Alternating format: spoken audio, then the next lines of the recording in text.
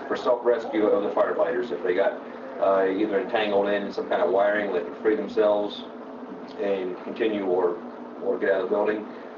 Or if they were trapped in a room somewhere, they could open up a wall and then proceed to get through a stud cavity and get out of the room. Basically, it's self-rescue. Obviously, the techniques have been around for a while, but as far as actual training for our department, in my 16 years, it's the first time it's been shown department-wide, to the best of my knowledge.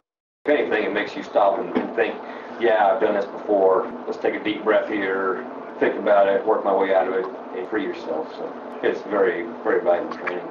You need to step back and tell your partner behind you, hey, wait, I'm entangled, okay? There's only one person inside the house that does not either have an axe or a Halligan or something. And who would that person be? Nozzle man, that's his tool. You can breach a wall with a nozzle. Kind of hard on a nozzle, but you can do it. Everybody else should have a tool with them when they go into a house. This is your orientation. This tool right here, okay?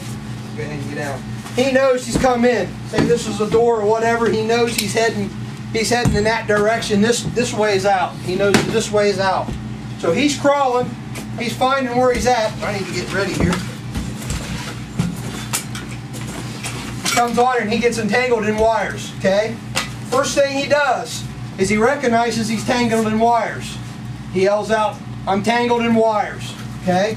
Second thing he does is he reaches out with his tool as far as he can in front of him, okay? And he points that in that direction, and he knows when he goes back to that tool that that's the direction you're going to be going, because you're going to be spinning around here in about a minute or two, and you might lose your bearings of where you're at, okay? So all that tool is saying, this is the direction that I'm going. Once he gets his tool laid out, he'll step back up into his heels like that. This is called the swim technique, okay? He'll swim with his right arm first, going back, coming forward, and then with his left arm. If he doesn't feel anything, he'll rotate, he'll swim again, and all of a sudden now he's got wires, he's felt wires, okay? One, he'll identify that he's located the wires to his partner. Two is he'll try to get the wires off of his pack now.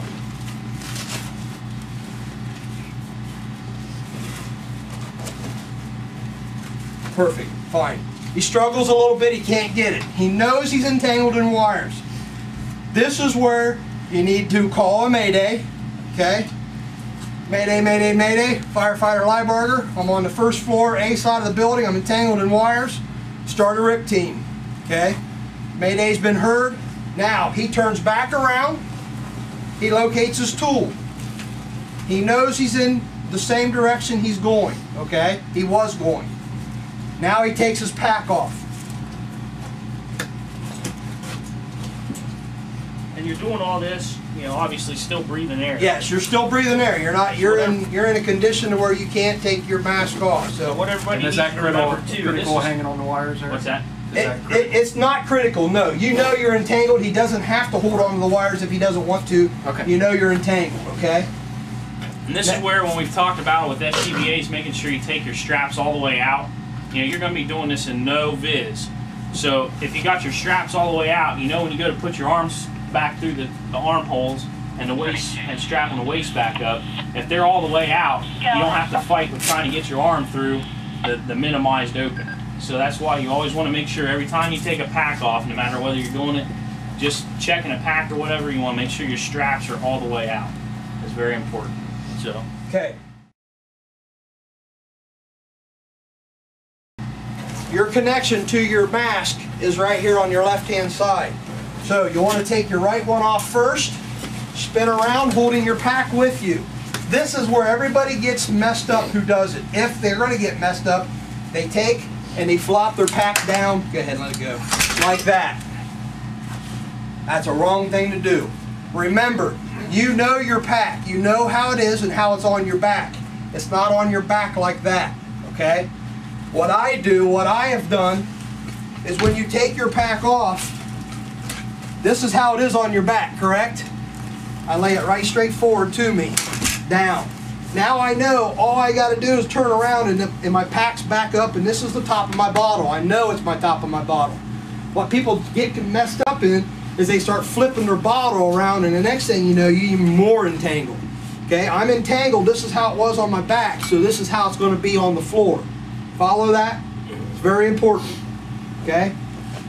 Well, first thing you do once you put your bottle on your back or on the floor is stretch out everything. All my rigging, I stretch out. Now this here again is going to be connected to your mast, so this is not going to be hooked to here. But everything out nice and stretched out like that.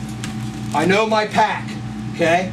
You all have had these packs and taken them apart and backwards and forwards, so everybody knows their pack. Now, where's the wires tangled? Top of the bottle. Top of the bottle. Most generally, they're entangled in top of the bottle.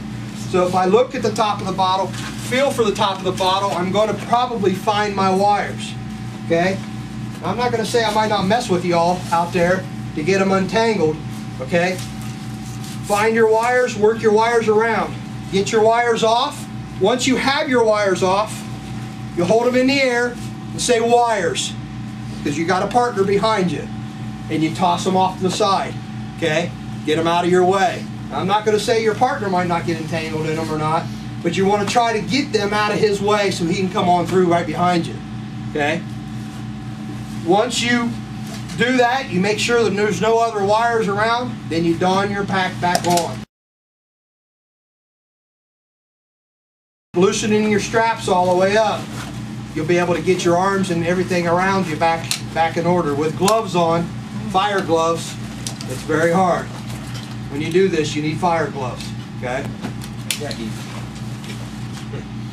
And then, okay, then once he gets his pack back on, he re-educates himself exactly where he's at in the room. He finds his tool and he relocates himself. Now, here he has an option. He has an option to either, all depends on how far low he is on his air, to whether he continues the mayday or he calls the mayday off and keeps on searching. If he keeps the mayday on, he wants to get to somewhere in the room to where he can identify, to where he knows that when the guys come in, he can identify them and say, hey, I'm on the A side of the room, or B side of the room, or whatever. The guys can know where he's at. Okay? Any questions?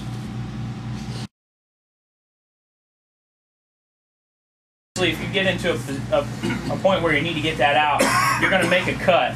And as soon as you get a hole open and you want to go sideways one way or the other and find the stud, and then actually cut down the stud to the floor, go back up to your hole, cut across the stud, and then down to the floor. And you're going to kind of almost make a little doorway, and then it typically will be able to fold to you because there's usually no attachment points on the bottom of drywall on the floors.